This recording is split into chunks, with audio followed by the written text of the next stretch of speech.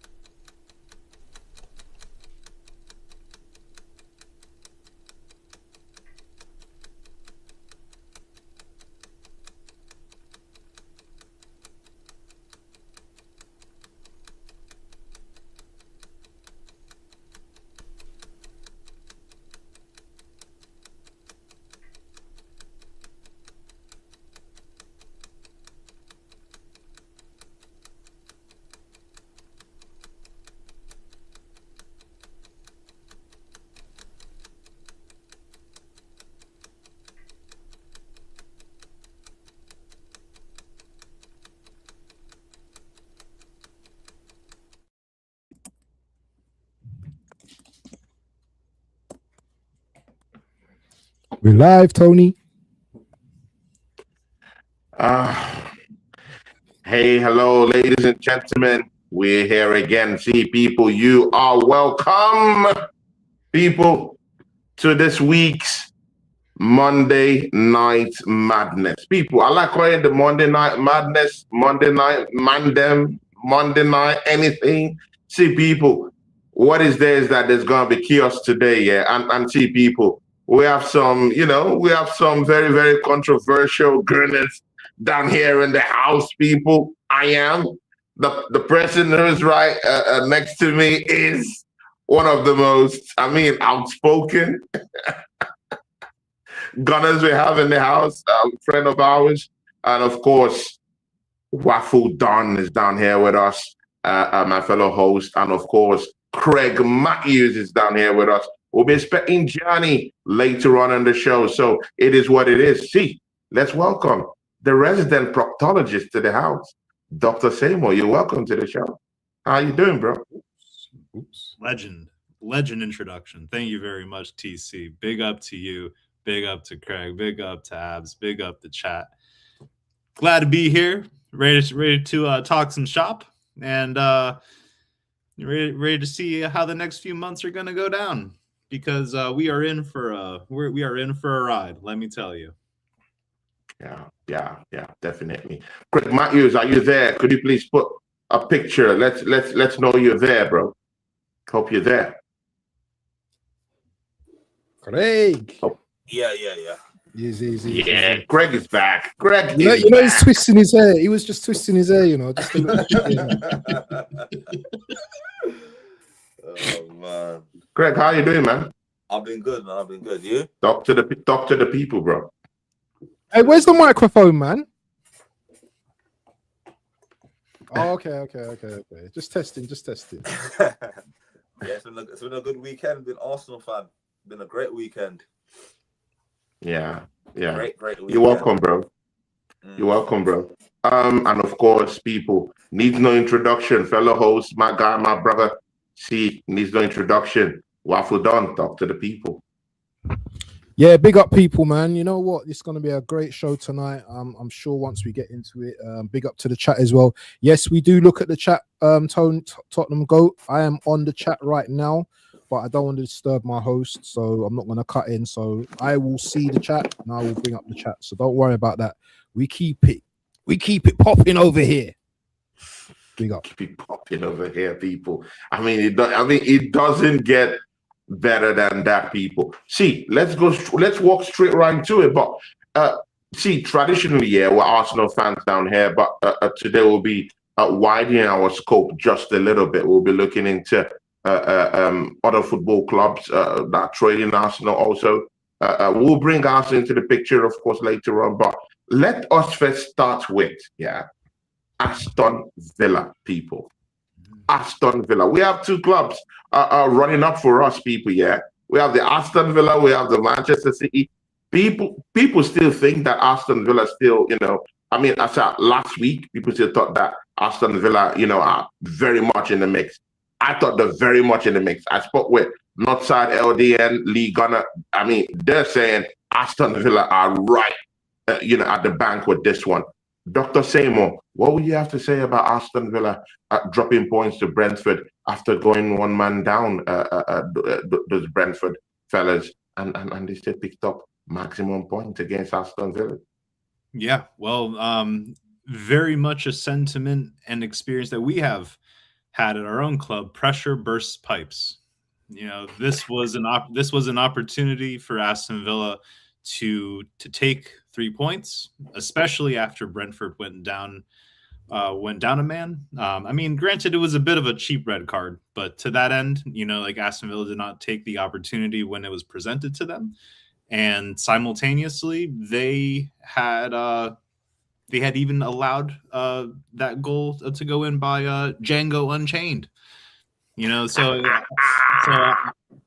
I could only imagine that Emery's fuming, and I can only imagine that that their squad is fuming. I mean, look, they have a relatively fortuitous a set of matches coming up ahead, and we better hope. Well, again, the only thing that we can do, the only thing that we should be doing, is focusing on ourselves, focusing on the matches ahead, not worrying about what our opponents are doing, and certainly not trying to root for other teams to do the job for us.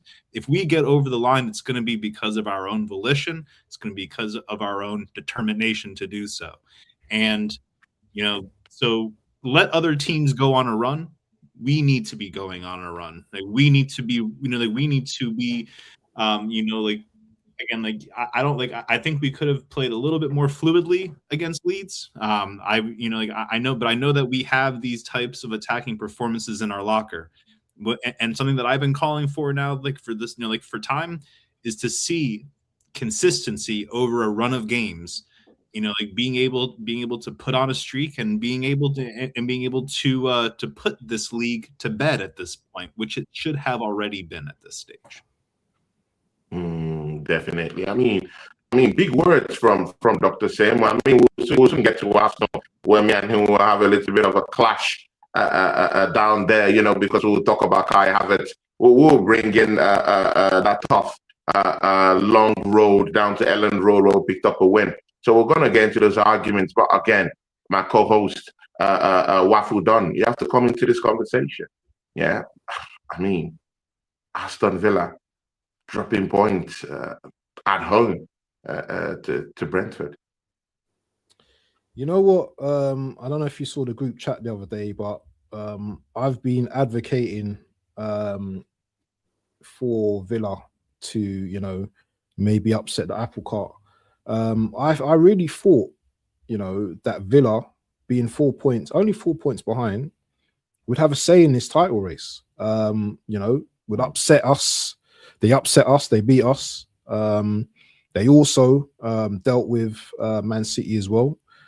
But that display yesterday was a surprise, big surprise, and we're allowed to get things wrong, right? We're football fans and we're content creators, and if you see a team that looks like a threat, they've got a decent manager, they had a decent side. The only problem that they had is Ollie Watkins got injured, that may have been like a kind of like a massive issue for them. But it happens. All of our teams are going to drop points at the end of the day, and it is looking like just us and City right now. And it's just looking like us and us right now, I should say. Big statement. And us. People, big statement. Big statement. We have to talk about that. Wait. Let me understand this. Yeah. I want to understand this. You have just said that the title running right now is going to be between Arsenal and Man City. Let me just get that correctly. I said Arsenal, Man City, but us and us. Yeah. Okay. The title race is it's us fighting us now. Yeah. Arsenal versus Arsenal. That's the title race right now. We're 6 points ahead. We should not be dropping massive points going into the last 14 games. Yeah. We're at the top right now, and we need to stay there. City are on their knees City are on their knees right now. Who expected City to beat Spurs yesterday? I mean, City to draw with Spurs yesterday. Not many. Not many, but again, that's the same point you're actually refuting too. Arsenal would, because when you say people, I'm sorry for the whole argument thing, but that's the basis for this show. We have to argue a bit. Yeah, I mean, when you say Arsenal, Arsenal versus Arsenal, it's a bit crazy because we are going to drop points. The top clubs are going to drop points. The top four are going to drop points. Aston Villa dropped points yesterday, and that was a home game, my people. Yeah, City would definitely drop points to their bogey team. People seem to forget that that Tottenham has already gone away from home to the Etihad and done City dirty on their own turf. And right now, coming again, dropping points. I was telling you Gunnar the other day, Arsenal is going to drop points. So are City and Aston Villa and every other person who is jostling for the title is going to drop points. You know why? Because all these other teams are no more mugs. It's hard to get 3 points in the Premier League. High stakes, high reward. They've raised their level. They've raised their games. They now know how to set up against typical top four sides. That's all I'm saying. So when you say it's Arsenal versus Arsenal, I get it. But at the same time, it's hard to get points these days, my bro. It's hard. We're going to drop points, whether we like it or not.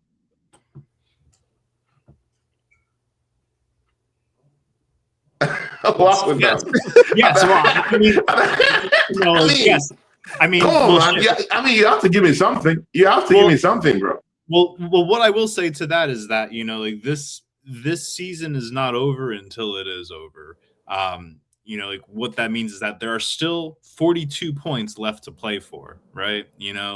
And there is still a 6.7 point margin with the teams that are closest to us. So as we know, like from prior experiences, there is no margin for error at this stage, but certainly as the wise philosopher in the chat, AFC 87 always has said previously, big up the AFC, bro. This league should have been put to bed already.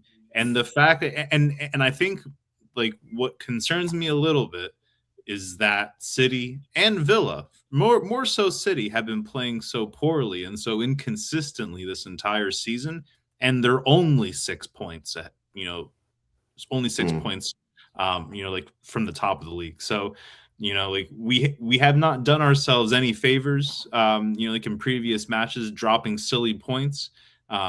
We have gotten a little bit too complacent, and again, this team has to shape up. This team has to, appreciate that these next 14 league games, just like regardless of all the other matches, like the next 14 league games themselves, like isolated, are critical.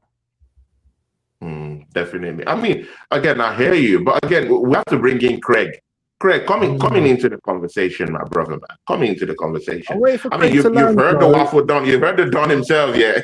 You heard him speak, yeah. You heard the Osama speak. So, I mean, where do you stand in all this, mostly regarding Aston Villa and Brentford?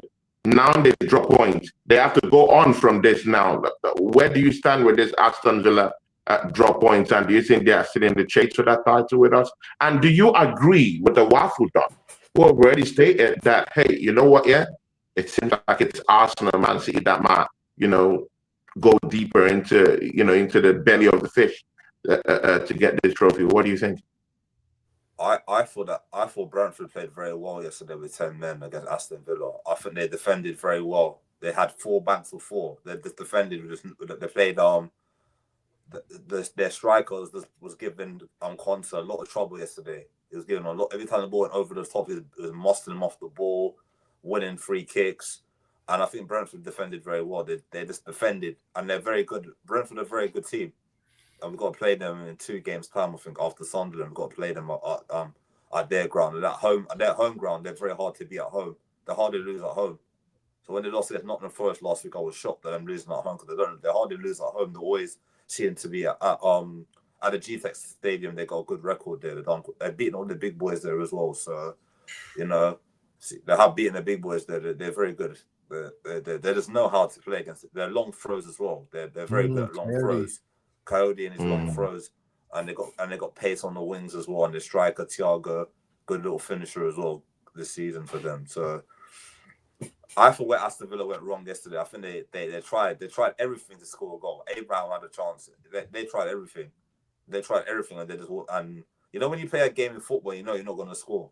Yeah. I just knew yesterday Aston Villa were not going to score yesterday. I just felt the way how Brentford defended, gave them no space. They were trying everything. This game could play even today and they still wouldn't score against them. That's how good they were. With the whole abs thing about Arsenal versus Arsenal, I agree. I thought that we're the only ones that are going to stop us from winning the league. I honestly feel that. I feel like we have the perfect opportunity to go win our games. And then when we have that, the biggest game I think it's going to be for us is the Man City game, the showdown against Man City. That's where I think the title will be decided, that game. I thought that game would be a very crucial game. Obviously, we've got to play Tottenham. We've got the next 3 games we've got Sunderland at home, Brentford away, and Tottenham away. Them games are going to be crucial as well. If we get 9 points out of them 3 games, I think we'll be on our way to win the title. As I said, I'm taking it 1 game at a time anyway. I'm not getting so, we're going to win the league. We have to go out there and we get the points on the board. Every game's a cup final between now and the end of the season, I would say. Every game now. Every single game. We can't rest on our laurels or anything. We have to go out there and win the game. Not just win the game, batter teams as well. Win it convincingly. So, you know what I mean? We're fair in the league. I hear you, man. I hear you, man. Ladies and gentlemen, Craig. Craig, it's easy, yeah? It's easy to say these things, but sometimes you have to be carried away. We're fans, yeah? First of all, we're fans, yeah? We're fans of the game. We're fans of Arsenal Football Club. And I really feel like, you have to add a little bit of emotion to it. What's football? What's enjoying football without adding that little emotion into it? Yeah, allowing it to carry you away just a little from the fan point. I'm not talking about the boys playing. I'm talking from the fan point. Yeah, you have the right to be giddy just a little bit. Yeah, But again, see, people, that's just me. Waffle done. Let's bring this talk about Manchester City and their visit down to the new White Hart Lane. You saw what happened, yeah? People are scoring scorpion kicks.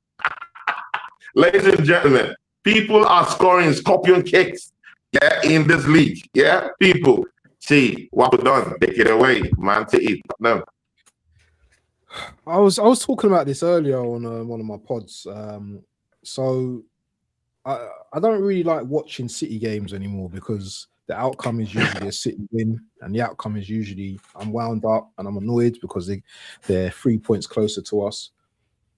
But I just had this game on yesterday, and when they went up 2-0, I was like, okay, game over. I'm going out to get a curry or whatever. So I'm outside the curry place and it's 2-1 now. And I'm thinking, hold on, what's going on here? Eh? And then obviously, the second goal, and it's just like, now it's okay, keep refreshing the page because City are probably going to score that winner. When you're just waiting for that winner to come, that's how it felt. And you know what? The winner didn't come. And, another draw. But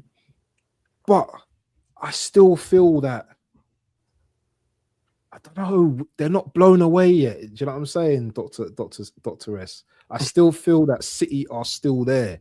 Semenyo's coming out with fight talk like, oh, well, it's still 2 games that we just need to win. They lose 2 games, we win 2 games, and we're back in it. I still feel, that, a draw or a loss at Liverpool this week, and we have to win against Sunderland.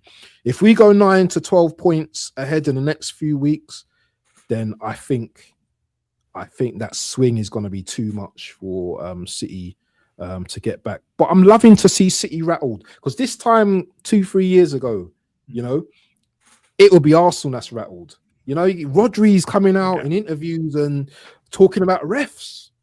No one's going to say anything. No one's saying anything about bottling a 2-0 lead. If it was Arsenal, bottlers. City boxed a 2-0 lead. They bottled a 2-0 lead. It just goes to show you that City, they don't have the legs. Rodri, he doesn't have the legs. They don't have that usual mentality that they've had over the past 4 or 5 seasons. And I'm not dissing Man City for a moment, because all it takes is us for just to. That's why I said it's us versus us, because if we do our job and if the manager does his job, we get over the line. But until we get over the line, City are going to be there. And it's like, how can I say?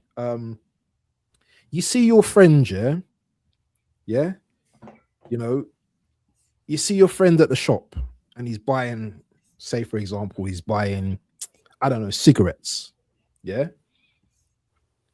and you say to yourself, you need to stop smoking, bro. Come on, stop smoking. But you just know he's gonna be in that shop again and again and again and again, and you're like, you know what? Yeah, what's it gonna take for this guy to stop? Yeah, he has to go through it. He has to go through the withdrawal symptoms. He has to go through the feeling sick. He has to go through all of that, and then to get over the line. Yeah, it just takes that. Just takes an instant to get over the line, and that's what we have to do as a club. We need to get over the line. Yeah, but I'm telling you now, we need to stop worrying about other clubs. Yeah, it's us that are our own worst enemies. Yeah, it's not City. City are a very successful club in the last how many 10 years, 11 years, whatever you want to call it. It's us that need to grab this Premier League. Yeah, and it's us as fans. Yeah, we need to just keep on their necks. Facts. I mean, big words from Waffle Don. Dr. Seymour, do you have something to say about that? I mean, City dropping points. I mean, and again, he brought out a big point, Dr. Seymour, yeah? If this was Arsenal that bottled it, a 2-0 lead, yeah, against Tottenham Hotspurs, everyone will be up in arms. Dr. Seymour, what do you have to say? Yeah, no, absolutely.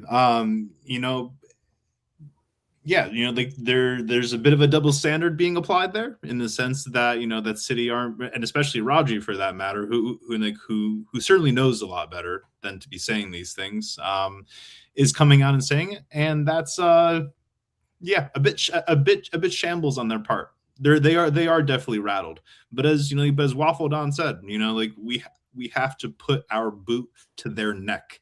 And we have to let them know that that they can do whatever they'd like to do this season. It doesn't matter, simply because what we're going to do this season is going to trump anything that they even attempt to do. Even looking at the remaining league fixtures that we have, right? The only real question mark, if you could say that, is going to the Etihad. But apart from that, like, we are talking about games that on paper we should be putting to bed. Where I have concern with is going back to these types of games where we end up becoming so complacent because on paper we should be doing it. As many people have said, we need to be treating every game like a cup final. We need to again, why I have so much stick for people that support this manager, like, to all ends, and back players in this squad to all ends, despite the fact that they haven't gotten over the line to earn that admiration, if you will. I'm someone that I don't care who does it. Like, I don't care who the players' names are at the end of the day, or the managers' names are, because at the end of the day, like, if they are good enough to get over the line, that's what will earn them the right to be lionized. That is what will earn them the right to be declared, something reputably associated to this club. Unfortunately, we have been like the Greek metaphor of Sisyphus, rolling the boulder up almost like exponentially close to the summit of the cliff, and yet falling down right when we just get right so close to it. Like, we need to show the ability that we have the ability to get over the line and to shut people up, including myself, because I would love to be proven wrong. I would love to see silverware in this club. Big up, Gianni. You know, Big I, up Gianni, man, in the building, man. I got to sort the layout, man. I don't know where Tony is. Tony, I think he's had a bit of connection issue. he's been Right, lost. let me sort the layout. Yeah. Hold on. Let me just add a camera. Okay. Right. Tony, you back? Tony, can you hear me? Yeah. Sorry, I'm back. I'm I'm here. just sorting a It's in layout. the ether, folks. You know, I'm just sorting the layout. Hold on. Let me just sort the layout quickly, people. Sorry about It's that. almost like was that Patrick Swayze back in the That's day? better. That's better. Ghost. There you go. Hold on. We got to big up Gianni in the building, though, man. Yeah, we have to big him up. Killers in the building. Killers in the building. Chicago, we saying, man. What's up, man? Go on, No, Tony. sorry I was a little late. Just had to deal with some stuff at work, man. Work's been out of control because it is cold. But how you guys doing? How's everybody doing this today? Good, man. Good, man. Yeah, we're doing great, Gianni. Doing great. Good. We're doing great, man. And you're welcome to the show. I mean, you just came in the midst of the whole talk about Man City dropping points, against Tottenham Hotspurs. Before we go to Craig Matthews, who would definitely have something to say about that. Gianni, just tell us about what you thought about that matchup at White Lane, the new White Lane. But City dropping points. Yeah, I mean, it's one thing to go 2-0 up. It's another thing to stay 2-0 up. Arsenal stayed 2-0 up against Leeds and won that matchup 4 goals to 0. But with City, went 2-0 up, couldn't keep it.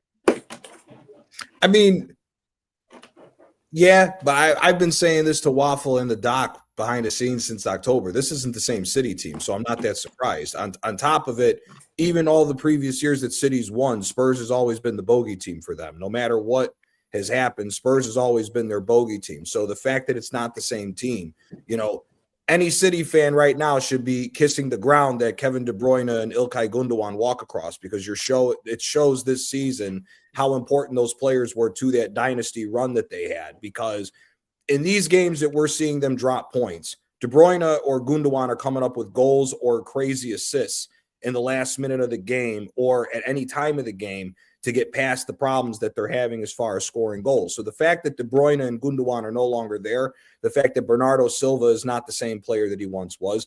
Phil Foden, we give a lot of slack to Martin Odegaard, and rightfully so. But Phil Foden's on the same 18-month, about to hit 2-year spell of being out of form. So it's not that shocking to me that the guy who won Premier League Player of the Year, who's been out of form for 18 months, going on possibly 2 years, if he doesn't pick it up, it's not shocking that these guys are dropping points. As I've been saying, this isn't the same City team. And like what I heard you guys say, and I agree with what Waffle said, it's us versus us.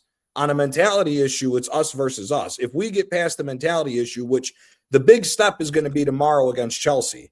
And I've said it since the beginning, if we win this League Cup, the League Cup is going to prove that we have cemented ourselves this year, that we have the mentality to finally get past all the nonsense to prevent us from winning, and that we will eventually go on to win the Premier League. Now, the Champions League's a whole nother kettle of fish. As I've said, I don't really believe that we're going to win the Champions League. I think we need to start as like what we've seen City and Chelsea do in the past. You need to start winning trophies to build up to the mentality to the Champions League, because that's a different level of a trophy compared. And we don't have the heritage in that competition like we've seen Real Madrid and other teams who don't have the best year going, but still find a way to pull out that trophy.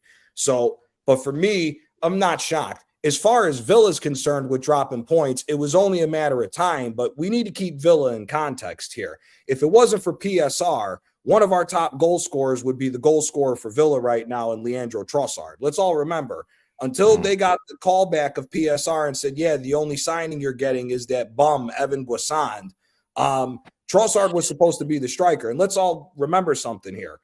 If Ollie Watkins had his shooting boots on in the second game at the Emirates, we're losing 3-0 going into halftime. If it wasn't for the Amadou Onana injury, Amadou Onana ran that midfield the first half. As soon as he went down with an injury, that changed the landscape of the game, which is why we were able to go on and beat them the way that we did. Because by right, if Ollie Watkins is just having a terrible year, let's also keep that in context. Ollie Watkins is not what he was 2 years ago when they made Champions League. He's been off for 18 months as well. So if Watkins had his shooting boots on, it's a different story with us in Villa. Villa might have done the double over us. So you know what? We've taken advantage. We've stunk out a ton of games. The first 30 minutes against Leeds, I didn't find that impressive, but the next 60 minutes afterwards, I thought was much better. And I'd like to see us play that way for the rest of the season, if I'm being quite honest with you. Because if we play open attacking football, it's gonna get to the heads of the rest of the league and just be like, okay, it's Arsenal's league this year. There's nothing else that we can do about it. I just want us to play in a manner of we're letting everybody know it's our league. There's nothing that you can do about it, because once you do that and you demoralize these other teams, you're going to make it impossible, even if we find a way to screw up and drop points a couple games, that nobody's going to actually believe they're still going to catch us. Gianni, I mean, well said, my brother, well said.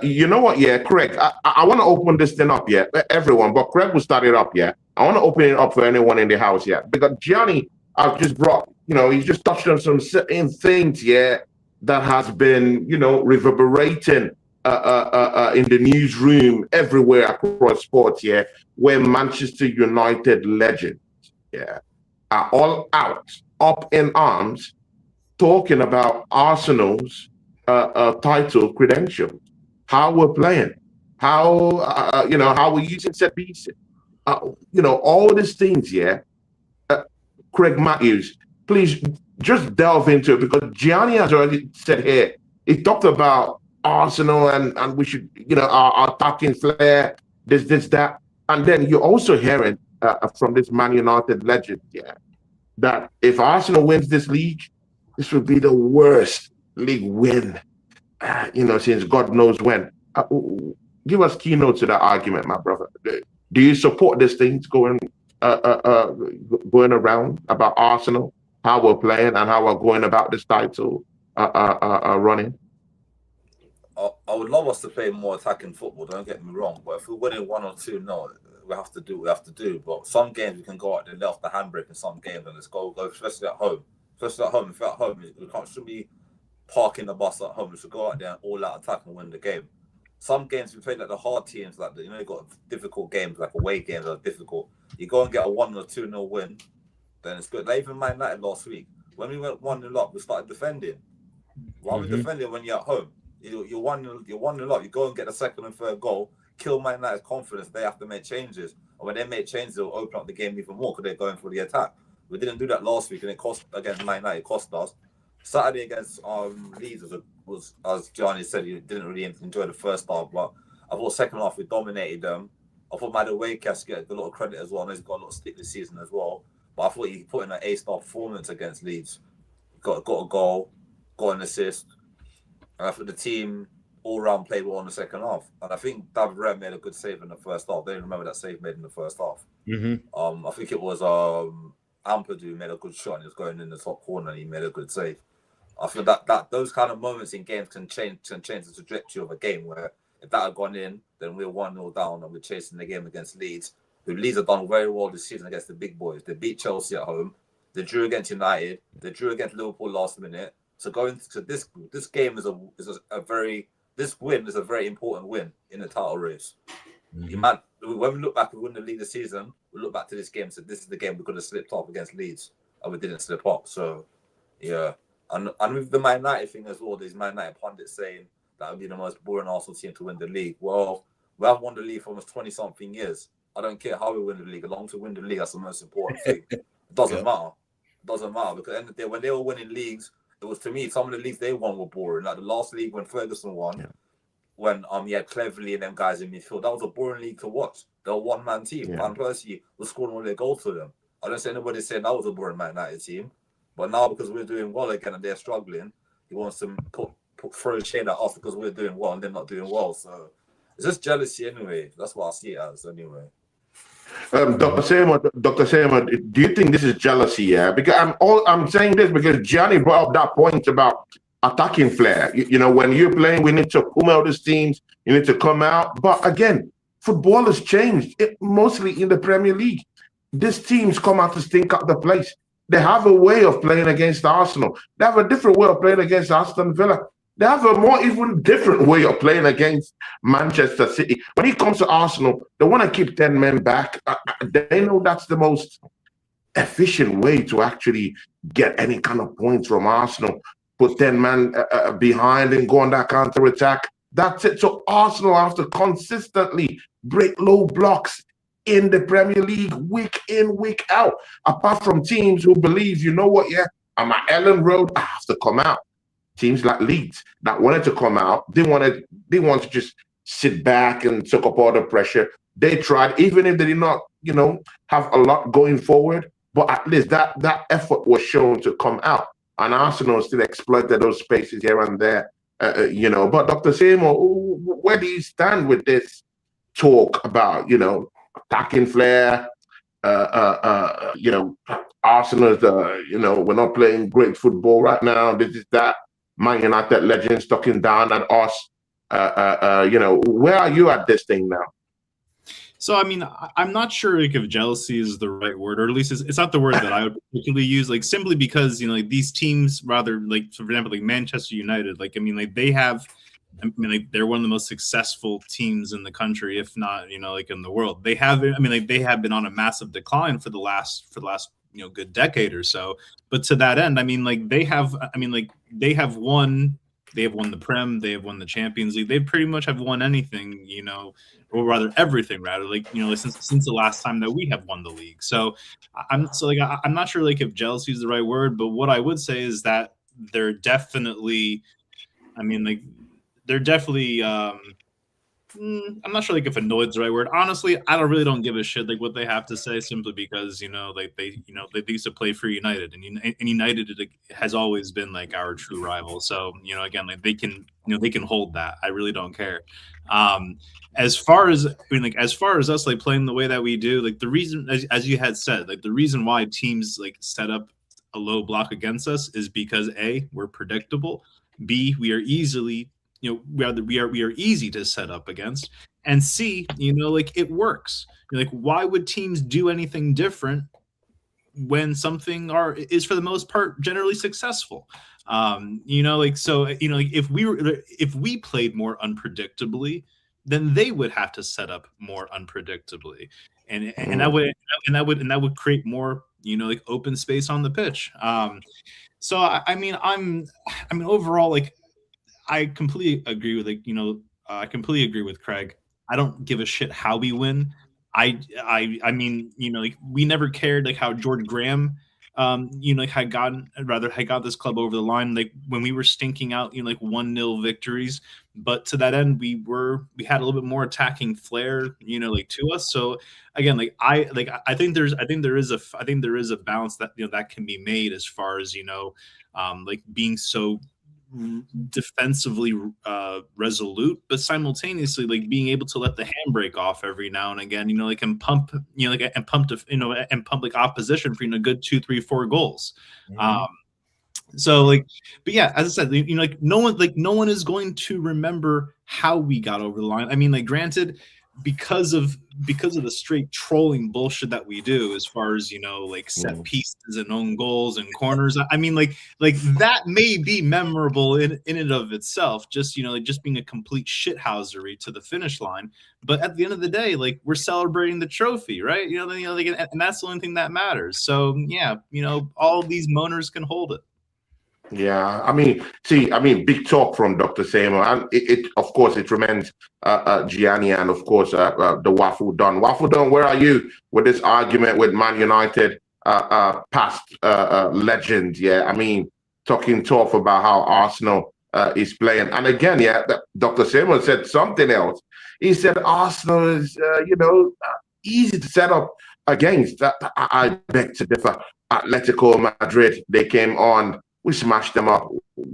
It's just that easy to set up against Arsenal. Why did we have our way like that? When we played against Inter Milan, we did the shooby-doo against them. How about that? Yeah, nowhere. But Gianni, I know you have an Italian name. I'm sorry to do you dirty like this, but we did say shut up to Inter Milan, in one of the grounds that I consider holy ground, the holy grail in European football.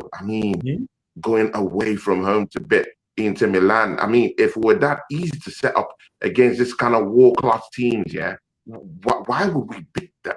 Yeah, I mean, Real Madrid last season in the Champions League, it was that easy, that predictable to set up against. Why are we smashing these teams up in Europe? Why are we first in every single competition out there? We're first in the Champions League.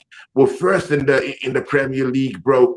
When the FA Cup fourth round, we're also top gunners, yeah, down there in the Carabao Cup. I mean, we're blitzing every single competition, at the top of every single competition. If we're that easy to set up against Waffledon and Gianni, why are we topping all these competitions, bro?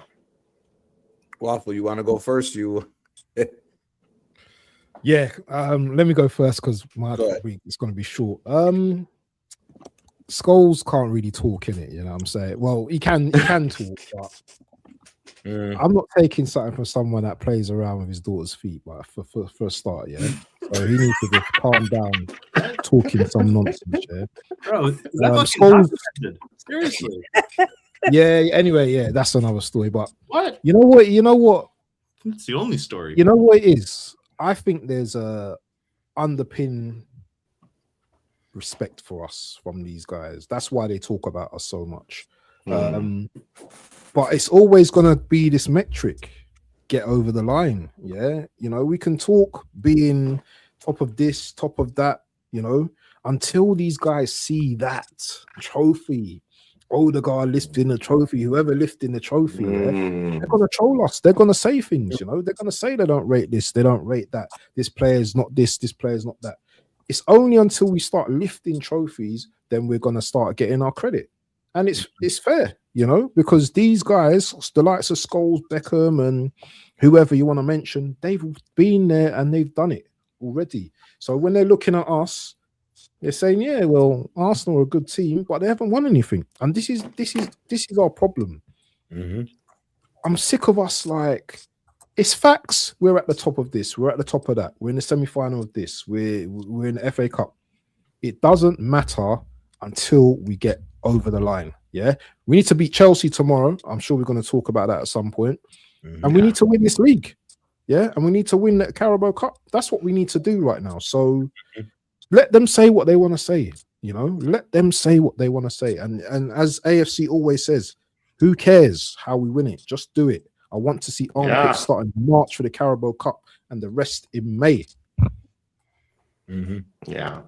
I mean, shout out to Josh Truguna. He sent up the raid down here. So big up to everyone. Please, everyone here, subscribe. Waffledon, please make sure you're showing every channel's you know, description so that people can go subscribe. Gianni TV, Dr. Seymour, Craig Matthews, Tony Club, Gunner TV, Waffledon TV. Please, people, subscribe to every one of us down here. And Gianni, I mean, you chime in on that one, bro. What do you think with this Manchester United legends talking tough? There's a couple ways to go about it. I think the reason why Manchester United legends are saying the way they're saying is because historically Arsenal is known to play the best football in England. Let's just call it for what it is. Arsenal in its peak time has played the best football in England by a country mile. And I think that's the reason why they're throwing shade. At the same time, and I'm a believer of this, and you guys could chime in if you guys agree or disagree. But when you're a monster club, when you're a massive club, you have to play to the DNA and the history of the club. And the history of Arsenal is good, open, attacking football, which is why I think a lot of guys are throwing shade at us the way that we're playing. However, I would say to the Manchester United legends to pay attention to your own shit team, because since Ferguson left, they have hired the most pragmatic managers, gotten away from their history, which was also open attacking football. And since they've gone down the line of pragmatic football, they've been a shit team. Let's just call it for what it is. Manchester United, yeah, they've gotten a couple trophies here and there, but the whole reason why Manchester United has not been the big dog on the playground anymore like they used to be is because they've gotten away from their history. Since then, look, they went and got David Moyes. David Moyes should have never been hired for the job, if we're being honest. David Moyes, congratulations with what you did with Everton. It's Everton. You don't deserve the Manchester United job. You got to go somewhere else before you go take over Manchester United. Jose, we can say what we want about Jose, but Jose Mourinho and his brand of football with the players he had at Man U just didn't match up. It didn't match up. Okay. Everybody, and part of the problem with that was everyone likes to throw shade at Paul Pogba, but everyone doesn't like to remember the football that Juventus played to allow Paul Pogba to control games and dictate games. Nobody who was a manager at United allowed Paul Pogba to do that. He had moments, but other than that, they didn't. And that's why Man United is in the situation they're in. One of the reasons I do think this has been brought up, and shout out to Shane Gooner because he brought it up. If we continue Shane every time, we keep scoring goals the way that we are, we're on track to be either the second or worst team scoring goals outside of the Leicester winning team. And when you spend £1 billion, that's not the way to be looking at it, especially when you consider, again, the DNA of Arsenal is we show up on the pitch, we dance around you with the ball, and we smack you up every single time we play. That's the history of Arsenal. So for the fact of the matter that they're saying it like that, I get it to a certain degree because they're more so, I think, going at us because we're getting away from the heritage. But at the same time, it's like you guys said, we haven't won a trophy in 20 some odd years. If we play like shit this year, get over the line and win the trophy, next year, the mental block, the mental weight of constantly being trolled goes away. Now there may be a little bit more freedom for us to be able to go and play more attacking football. As far as the way teams set up against us, I think to what Craig said, I think that's a 50-50 thing. I think we're our own worst enemy at some times because there's times where we have the ball where we should just be going full-fledged going forward and not caring how the team is set up, and we'd be scoring more goals. The fact that our number 10 is getting the ball maybe 5 to 10 yards up top of our 18-yard box and there's nobody there because the wingers are all the way back like wingbacks, it holds us from being able to go forward and be able to play the true Arsenal attacking ball, which then that lends back on us for doing that because I'm not a prescriber to this low block shit because there's plenty of times where their defense is already in shambles, but because Odegaard gets the ball, takes 10 touches, looks sideways the whole time, never going forward, that's part of the problem to why these teams are able to reset up to where it's harder for us to break through.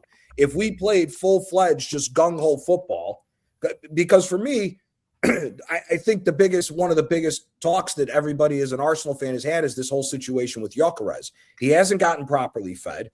If you had an old school setup where a striker and a number 10 were playing right with one another on 1-2 touches, if Gyökeres wins the ball and Odegaard's this great passer, it should be a quick win the ball aerially, turn around, bolt straight towards the other goal, and Odegaard should be playing him right through. Same thing if Saka is further up the pitch, and same thing if Trossard or Martinelli is. The fact of the matter is, we've seen plenty of games where Martinelli, Saka, or Trossard on the wings are basically wing backs. There's no need for that.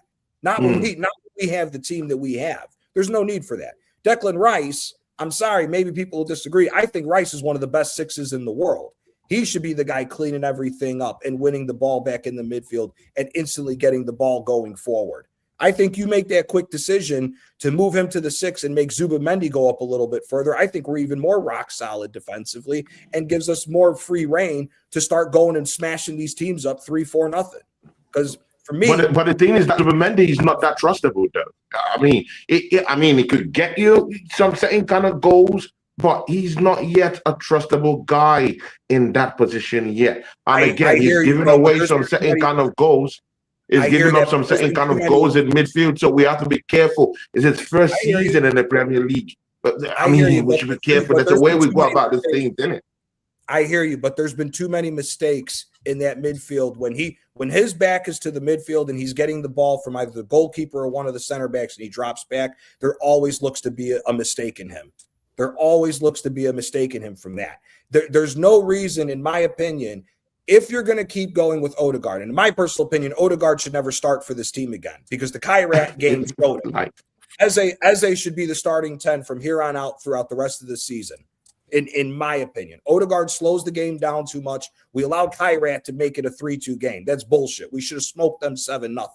So at the end of the day, for me, All Rice should be doing is running around the midfield, winning the ball back, winning the aerial duels, immediately pass it to Zubimendi, and Zubimendi should only be facing forward and getting the ball moving forward. Enough of this dropping back into the center back roles where he's showing that way too many times he holds onto the ball too much and creates way too many possibilities of a mistake. I'm sick and tired of that because, yes, we're up top of the Champions League right now. Yes, we've beaten some good teams, but Inter wasn't at full strength. Atletico is not the same. Excuse it. Gianni, excuse it. Imagine Arsenal fan just said that. Imagine I just said that I was in full strength when I played against Inter Milan. I was in full strength when I played against Atletico Madrid. But it doesn't work in that way. We face this team, we beat them, bro. If Mikel Moreno had to go up against Hakan Çalhanoğlu as the number 6 rather than a guy who's a number 10 who doesn't play number 6, it's a different ball game. We're talking about a team that's made a Champions League final 2 times in the last 3 years.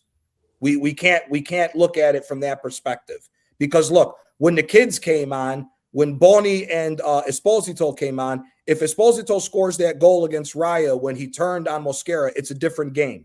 It's a then again, we're going by if, buts, and maybes then. Correct. 100% it's if, buts, and maybes. But at the same time, you can't play in that scenario against a team that's that weak and not destroy them.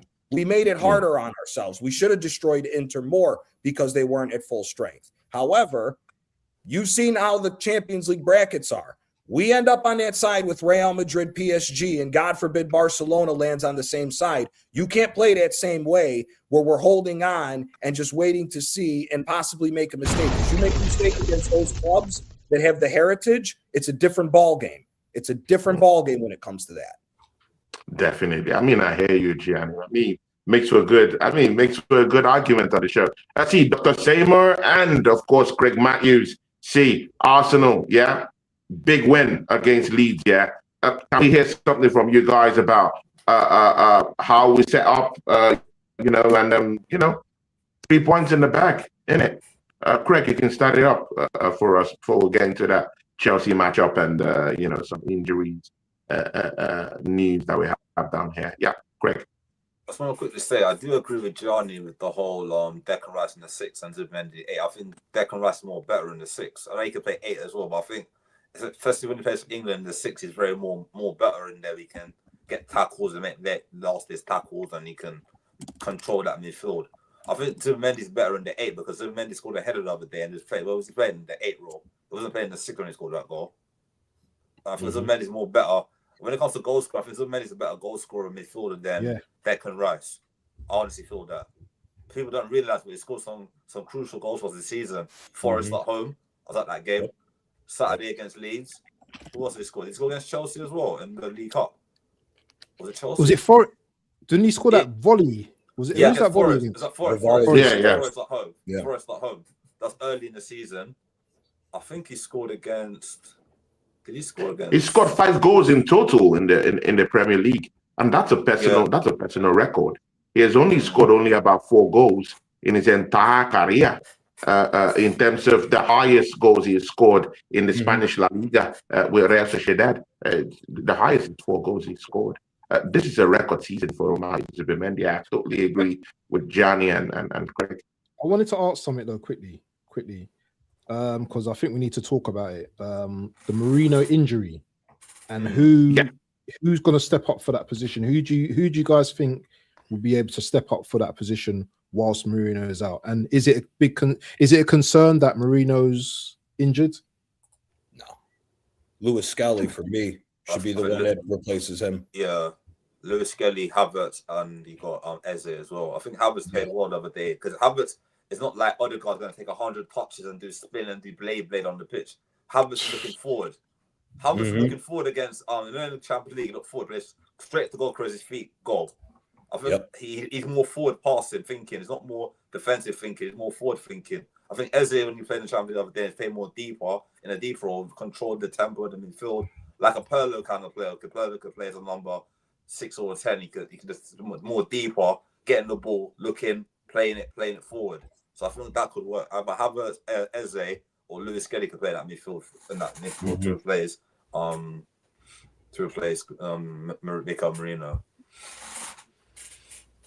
Yeah, Dr. Seymour. Yeah, what do you have to say? And also add to your analysis of that Leeds matchup with Arsenal. Yeah. Also add to it, of course. Who do you think would replace Mikel Merino for you personally in the Arsenal midfield or in the striker position, whichever one you talk about? Because these days I don't know where Merino plays. Is it as playing as a number 9 or as a midfielder? And bro, I don't trust him as a midfielder at Arsenal. This is the thing. He's the reason why I'm sorry, I don't. So when you bring up that question, when you bring up that question, was because of Merino. It's kind of like, because you're saying who would replace him? How would we stop talking about replacing Merino in number 9 when we have Gyökeres down there?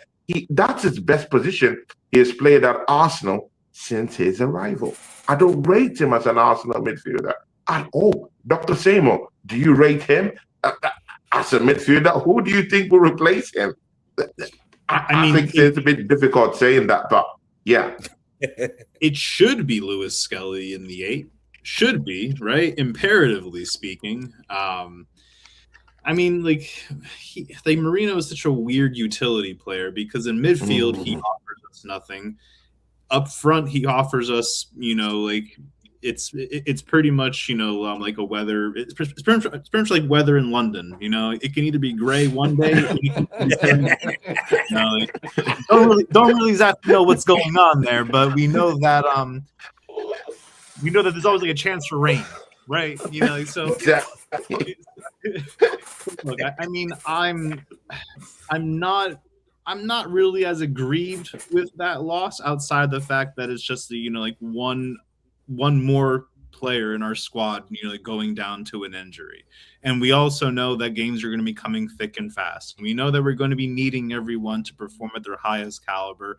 And we know all these things that need to occur, right? So, I'm not even really worried about him up front because he was already so far down the pecking order as it was already, and especially now that we have Jesus back, now that we have 29 back. He was going to be fourth choice at that point, and and for what it's worth, he doesn't really offer us much in midfield. So I don't want to be calling it a blessing because again, we all because we definitely need the numbers, going forward throughout the rest of the season, but simultaneously, there's just not a whole lot that he has to offer. So it's just kind of like that. I'm very nonplussed about it, I guess. Is what you can say. And I'm not sure if you had brought up Chelsea, but I think Raya should start. I think we need to go. I think we need to go strong. I think we need to go completely strong. Do not play around with it. Do not play with our food. Just consume it all. Be done with it. Agreed. Yeah. People. Yeah. Smash up the like button. Subscribe to each and every one of these legends down here. People. Yeah. And again, Waffle Don and Gianni. Gianni, I'll go down to you. Bukayo Saka in the presser today with Mikel Arteta. Of course, we have our Carabao Cup second leg tomorrow, definitely. He said that Bukayo Saka is definitely injured, but there would be a final, assessment of his injury, that the injury wasn't serious. So there's still a big chance that he plays tomorrow, but it will be assessed. People, yeah, Gianni, Waffle Don. Yeah, we've seen Bukayo Saka being overused by this manager. Yeah, injury-wise, fitness-wise, this man has been abused, bro. Yeah, he's gone through pain. Yeah, playing for this team. Immediately, he got injured in that warm-up against Leeds United. Someone, tightened up his boots and came on, Madueke, and got 2 assists, bro. The Premier League have just handed over that goal that was, that was said to be an own goal to, of course, Milani Madueke. So he now has his first league goal in the Premiership. the season, bro. Maybe he could just walk on from that and get us something down that right hand side. Of course, I'll start with you, Gianni. Gianni, what do you think? Bukayo Saka, the whole story surrounding him, and do you want to see him play tomorrow, or do you just want to see Madueke step it up? No, give it to Madueke. I mean, I'm of the belief, if I'm being honest with you guys, I don't think Saka's healed properly from the injury from last year that we rushed him back. I think that's the reason why the guy is a shell of himself. I mean, let's be honest here. He's not putting up the numbers, and he's not having that much emphasis in the game. He's kind of like how we are when we play. He's good for 20 minutes, the first 20 minutes when we blitz teams, then he fades away, and then you don't see him for 20, 30 minutes at a time. As far as Mikel Merino, I'm sorry, I'm just going to be blunt. Mikel Merino's shit. I don't care that this guy's injured. He's shit. He's shit. Let's just call it for what it is. The guy, first of all, the Manchester United loss is an indictment on the manager, because why in God's name is Mikel Merino playing the 6? Rice was in the 8 position trying to stop the attack, running all the way over. Mikel Merino's in the 6, backing up and giving Cunha all the space. So sorry if I sound like an asshole, but I'm fine with Mikel Merino being injured. And as far as I'm concerned, he should not be getting a starting spot when he comes back into the team. He should be holding bench to somebody else. Like Craig said, I'd rather see Eze in the 8 role, to be quite honest with you, than Merino. Merino hasn't done anything to deserve of any praise or any start in the midfield, because he's garbage in the midfield. Let's just be honest about that. You know, his bread and butter at Sociedad was he made late runs into the box for either rebound shots or headers, because Oyarzabal and Kubo, I think his name was, weren't the greatest of finishers, so he got free reign to run in the box. He doesn't have that at Arsenal, so his best weapon is no longer there. So at that point, there's no reason for him to be playing. As far as Chelsea, we should be going in there with a full-strength squad and slapping the shit out of them. I don't care about this new manager bounce. I don't care about Liam Rossignol and what he did at Strasbourg and all this other bullshit. Don't care about none of that. We should be – Chelsea – we said it on my stream the other day when I had Waffle on there. Chelsea is the perfect team for us to beat, because Chelsea is the exemplary part of the history of the last 20 years why we haven't won a league trophy. This is a team that has come in, stole the show with the amount of money that Abramovich invested into the team, winning trophies, winning league titles, when we should have been in that situation. And they've been part of the bogey situation for Arsenal for the last 20 years, not winning a trophy. They've been one of our problems over the last 20 years, winning trophies, period. So for me, we should be going in there and saying, this team has been a mental block. Let's go in here. They got a new manager. Don't care what the situation is with their squad, and slap the shit out of them. So I think we should be going full strength. Like I said, we win the League Cup. I think we're even more of a reason for us to win the league, because now the bad shadow on the shoulder is gone. We finally got over the hump. We've won a trophy. Now we can progress forward. I don't care about Rossignol. Don't care about him whatsoever. The guy barely beat a Napoli team that's got 10 injuries to their starting 11. Barely beat them. I'm not hearing that. We should be going in there and beating them 3-4-0 tomorrow. Waffle done. I mean, big words from Gianni. I mean, tightening the screw over Chelsea. Do you agree with Gianni on this one, bro? 100%. Yeah. Listen, we haven't got time to be experimenting. We have to go in with a strong guard, because if you look at Chelsea last couple of games, I think Chelsea against Brentford. Not Chelsea against Brentford. Sorry, Chelsea played. Who did they play? They played West Ham. They came back from two goals down. Mm-hmm. And if anyone's going to give Chelsea anything, it's going to be Arsenal. So I think we need to just go tomorrow and just lock off that tie. Yeah, I don't want to see Kepa in goal. I agree. I want to see Raya in goal. I want to see a strong lineup, strong back four, strong midfield. We have to go for it tomorrow. We're one game away from a bloody final, man. Mm-hmm. They don't come every day. Sorry about all the guys that have got us to this point. But at the end of the day, yeah, we need to go strong, because if Chelsea beat us, yeah, that'd be another semi-final that we haven't gone past, you know. And that's wrapping up on Arteta's bill. Yeah, right. The capitulation and the back. Mentally.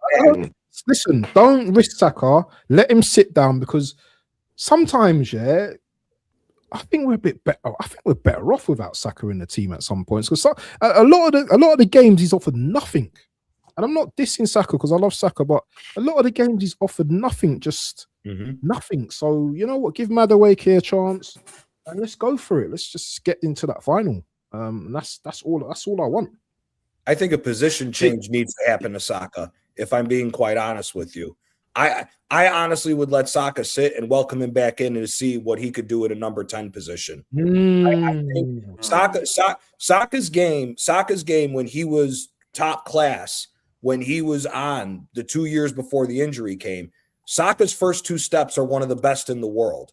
Once he throws that shimmy at you, his first 2 steps, he breaks away from you and you can't catch him. He has not shown that one time. I mean, fucking old man Lewis Dunk caught him. That's saying something that there should be a little bit of a worry about the pace. For me, Madueke is on a hot streak. Keep it going. Play the hot hand. Ride out the streak with him. Once it starts to temper off a little bit, then you take Madueke out and then you reassess the situation of who's going to play the right wing. But agreed, Saka should not be starting. In my opinion, I'm just sick of the manager playing injured players to begin with. This has been a problem.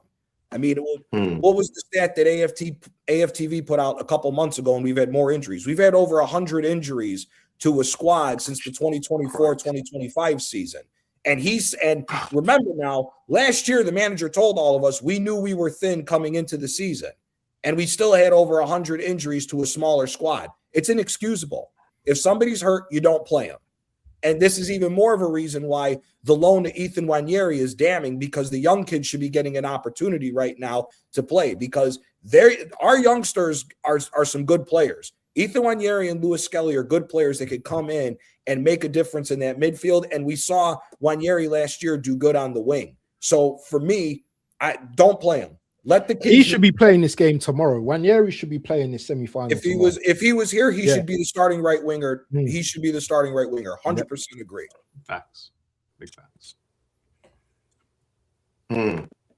Of course, Craig, chime into this one. Craig and Dr. Seymour, chime into this one. Chelsea tomorrow. Should all hell break loose? Should we use all these stars?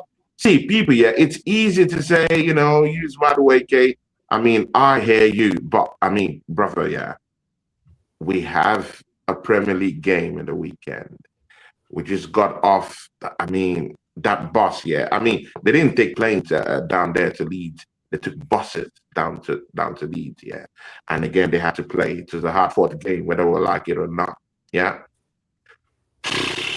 Now, we're now telling Madueke that he might have to play 3 games in 7 days.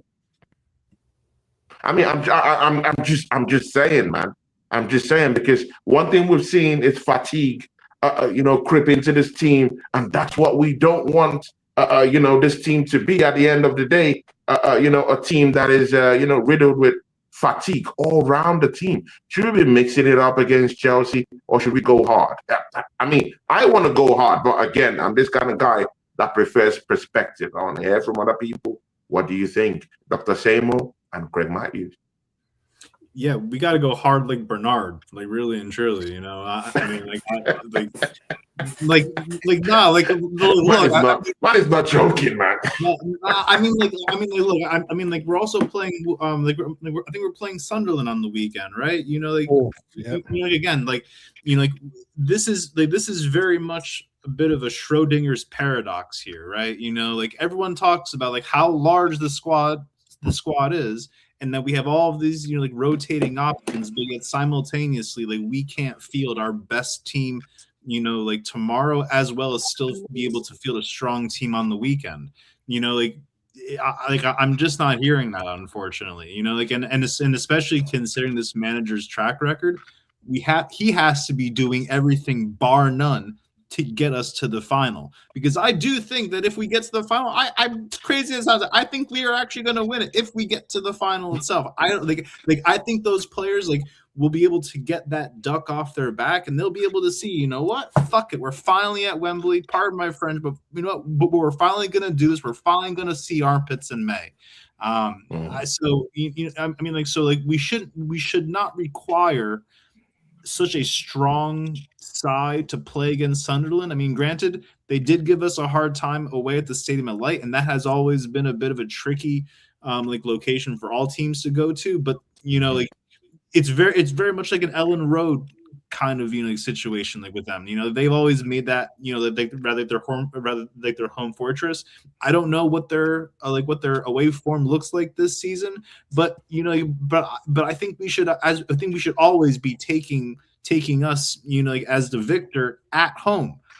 There should not be any reason why we should not be doing like a 3-1 victory over them over the weekend, even with a few of our better players resting, or perhaps just coming in for like a quick cameo.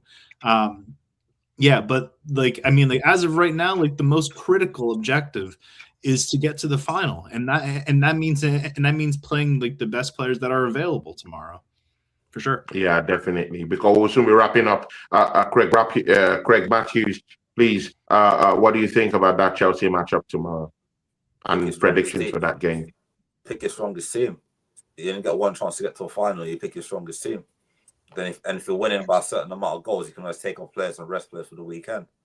And plus, Sunderland's away form recently has not been that great. They've lost a couple of games away from home as well recently. So their form is not that. They were in the top, near the top 4 start for a couple of months, and they kind of dropped down the table now. So their form is not that great away from home, but still we have to go and beat them on Saturday. And either way, tomorrow and Saturday we've got to win the games, both games. Can I just say something about Madueke? Yeah, quickly. On Noni. Yeah, Noni looks like this. He looks. I'm a bit concerned about Noni, because the way he plays, he does a lot of movement with his knees and his body's movement. I saw him hobble off the other day against Leeds as well. I don't think that guy can give us 10 games in a row consistently. I think he's going to break down at some point, and then I think we're going to be in a situation where we're either using Martinelli or Jesus on that side. So the manager's going to have to think what to do. And I thought today, something would have happened in the transfer window, because we've not really touched on that. There was rumours of Tonali and the agent offering Tonali to us. That would have been a beautiful signing. That would have been the league wrapped up. What's that, Johnny? We walk the league if we get Tonali. I know. Don't even get me started.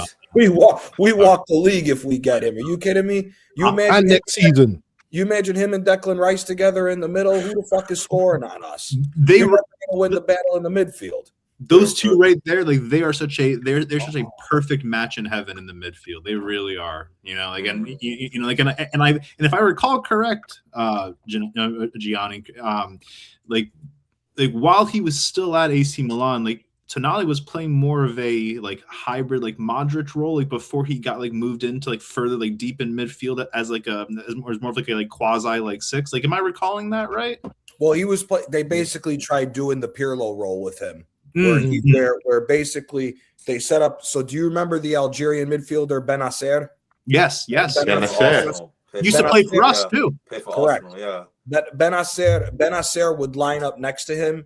And basically, it was the Gattuso Pirlo, where Benacer would move into the 6 defensively, and Tonali would move forward with the ball, because the guy, if he gets a hold of it, anything 25 yards out, he's going to smash it in the net. We've seen it a million times. Definitely, bro. He's a fantastic shooter of the ball. He's a great free kick taker as well, and he dictates the pace of the game. He's all in, and he's physical too. Tonali, that's a lot of things that people forget about Tonali. Tonali's physical enough to do the dirty work in the midfield too. So he helps us defensively. He's within the wheelhouse of what Mikel Arteta likes to do. He likes defensive players, innit? Tonali ticks the whole boxes, bro. Good on the ball, fast movement, quick taker, physicality. He's rash. Maybe his fitness levels. I'm not so sure about his fitness levels, if he's always going to be available every week. I'm not really that sure, because I think he's getting to the twilight of his career also. But, he's done a lot in Italy, came down here, doing lots of games with Newcastle. But again, I'm not so sure about him physically, but if he's fit, he can wrap boxes, bro.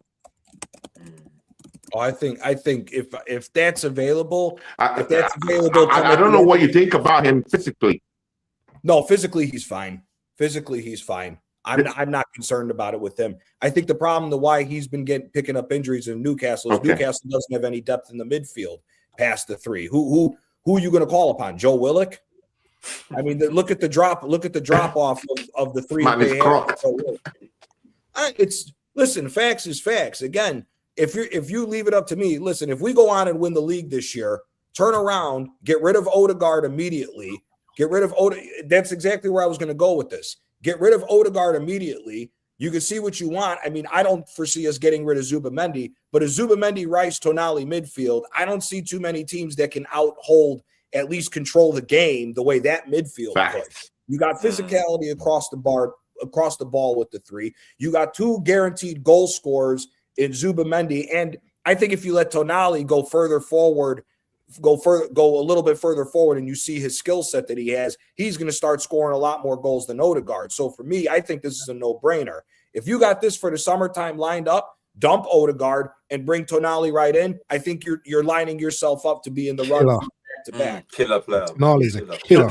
So if Newcastle say 80 million for Tonali, Do it.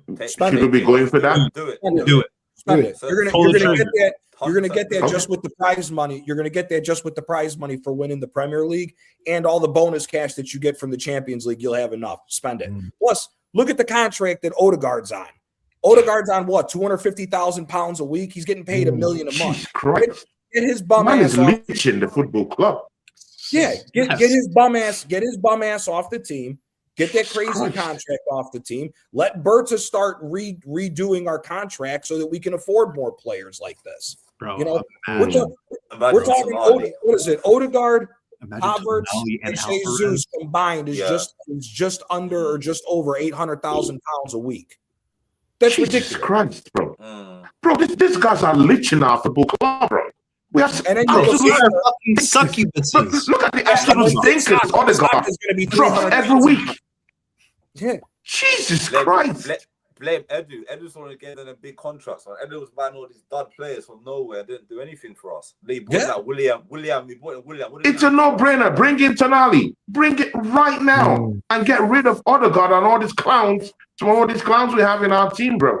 I mean, Jesus is just coming back, but I'm sorry, bro. We have to be radical. Yeah, we have to be radical. He would have to leave in the summer. You know, other options that are more, that we can count on. You know, but again, it is what it is. Great show today, fire show. In fact, I like this, people. Yeah, let's maintain this crew, people. We can do things, people. We can do things. And again, people. Yeah, we have a chance for you guys to also show this. I mean, rebroadcast this. This show on your channels. Of course, Waffle Don has made that possible. So please, everyone is gonna, get our own piece of the cake in this one. So let everyone just put everything together and let this panel let's just bruise through. Yeah. But before we go, the Arsenal versus Chelsea prediction. Before we go, I'll start from you, Craig Matthew, and then we'll go through. 2-0 Arsenal. That's the same one? 2-1 Arsenal. Come on. Let's get to the finals. Okay. Waffle done? 2-2. Ooh. 2-2. Whoa. Whoa, that sent chills to the room, people. I mean, look at Gianni, look at Craig's face. I mean, Dr. Sabo is shocked. Well, you know what? I meant to put a slight asterisk to my score my prediction rather. So I think in general, I think it'll be 2-1 win. But if Odegaard starts, that's another thing. Save our shit. Exactly. Gianni, talk to us, my brother, man. If it's the same team that played West Ham, if it's the same backline that played West Ham, I'm saying 3-1 Arsenal. Wow, And if Odegaard 3-1 starts, Arsenal. Yeah, that's the thing. If it's the same back line and we don't start Odegaard, 3-1 Arsenal. If Odegaard starts, I might have to go with Waffle Down and say 2-2. Whoa, people, big talk. Of course, there was a question What's your from prediction? AFC Always. He's been telling us a question. He's Yeah, the talking about question- who starts instead of the goalkeeper. Who starts, Raya Right. or the other guy? Raya have to start, man. Kepa's That is a Balaga. It's poisoned. Raya. It has to be Raya. Kepa made AFC. two mistakes. It has to be Raya. Kepa made two Does mistakes. anyone want Anyway. Kepa here? Let's No. be frank. No. Does anyone want Kepa? Waffle Don, do you want Kepa? No, I want to go with my strongest team, man. I'm not on the favors. Like, no. I want to really put Raya in goal. He's our number one goalkeeper. He's kept 12 clean sheets this season. Looking like he's going to be getting that third Golden Glove. We need him in goal for this, man. Listen, ex-Chelsea, no. We don't know if this guy's going to be doing some agent business. And nah. You know what I mean? Put my goalkeeper in Let's goal. be honest here. Kepa couldn't start for my fucking high school team. He sucks. He fucking sucks. See, people, we have to go, but they have to tell us about the channels and what they got going on this week. So, Craig Matthews, what do you got coming up on your channel, my bro? Nothing at the moment. Might do a watch along tomorrow for the game. What? Wow, Hold on. Might. Interesting. Might. Interesting. Where can the people find you, Craig? Where can the people find you, Craig? It's in the 87 on the link in the. Yeah. The link's in the description. 87. The words 87. Yeah. Big up to Boy 10. Big up to Boy 10. Boy 10, we're winning the quadruple. What do you think? Dr. Seymour, where can people find you, my brother, man? Well, you can find me here at London Coney Renal, where I have had patients lining up all the way from here down to Croydon, removing their heads from our captain's backside. And they have been they've been crying. There has been a lot of reassessing of going on as far as all these narratives that have been associated to all these players over time. So people are leaving Odegaard's backside in droves, and they will only continue to do so until the end of the season. So come on, you Gunners. We need I'm telling you, I'm so famished for silverware. Gotta see it. And we're also converting Boy 10 Dio into a proper Arsenal fan, because he is also on the get rid of Odegaard train. So let me tell you, if that's not progress, I don't know what is. Dr. Sebo, where do we find you? Ladies and gentlemen, the resident proctologist himself. See, where do we find you, brother? The other people. Oh, London Coney Renal Center. I'm here every day. I'm also accepting NHS insurance. So, you're covered. Gianni, look at Gianni's face, brother. I'll see ya. Waffle Don, what do you have coming up this week? Ladies and gentlemen, the resident proctologist himself. This man gets me all the time, bro. Waffle Don, tell the people what you got coming up, man. Watch along tomorrow. I've got to do something with Craig as well at some point this week. That's about it. You know me, day to day, man. I just do my random shows. So yeah, man. And big up to Gianni for that show the other day. Go and check out our show. Gianni done his first video with Shane Guna, and it was a pleasure to be on his stream as well. Make sure you go and support his channel as well. Yeah. Big up to you, Waffle Don, of course, and of course he's the co-host and also co-owner of the show. So big up to you, man. Thanks for everything you do, and of course he's a personal friend of mine. So big up to you, Waffle Don, man. Big up to you, and people go subscribe to his channel. Subscribe to Dr. Seymour's channel, and of course, Craig Matthews. I haven't worked with Gianni before. Gianni, I should tell you live on the show, man. mate, you are great, my brother, man. I like your analysis. I like everything. I like the energy you bring, bro. This is it. Waffle done. Come on, man. You never told me that you had this gold mine. Hey, I mean, come on, bro. You never told me you had this gold mine, bro. Jesus Christ, Gianni, man. Gianni, man. Big, massive respect to you. I like your takes. I mean, I like your takes, my brother, man. So big up to you, man. Hopefully, we keep working here, and hopefully I get to do some shows with you. I've worked with everyone around there. Me and Dr. Samuel have a show together. Me and Craig Matthews have a show together. Waffle Dome, we have a show together. So I pretty much understand all of them. But I've never met you before. I've never seen you talk before. This is my first time, and then you're there, bros. Massive respect to you. Tell these people where they could find you, my bro. Yeah, my channel is Gianni Talks Calcio TV. Thinking about maybe even doing a stream later tonight. We'll see. But yeah, man, appreciate the invite. Couldn't make the last one. Work's been crazy, but work's starting to settle down now. So hopefully this will be a regular thing with you guys. Always appreciate the call. Big up Waffle, big up Doc, big up Craig, big up yourself as well, Tony. So yeah, just appreciate getting the call up, and yeah, hopefully come on, you Gunners. Let's slap these idiots from West London tomorrow. Yeah, exactly, people.